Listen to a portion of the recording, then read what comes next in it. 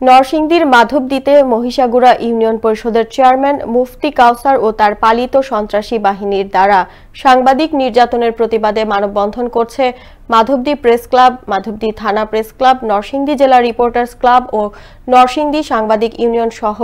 বিভিন্ন সাংবাদিক সংগঠন। মঙ্গলবার দুপুরে মাধবদী প্রেস ক্লাব চত্বরে এ মানববন্ধন অনুষ্ঠিত হয়। মানববন্ধনে মাধবদী প্রেস ক্লাবের আহ্বায়ক মোহাম্মদ শেখ সাদি, নরসিংদী জেলা রিপোর্টার্স ক্লাবের সভাপতি শফিকুল ইসলাম রিপন,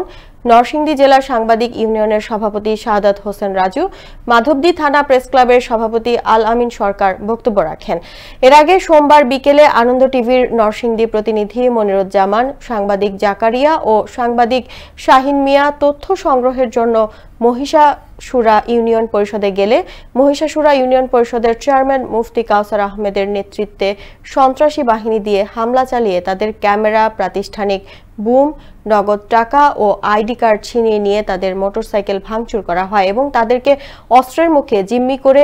ইউনিয়ন পরিষদের সাদা প্যাডে স্বাক্ষর নেওয়া হয় বলে জানান তারা।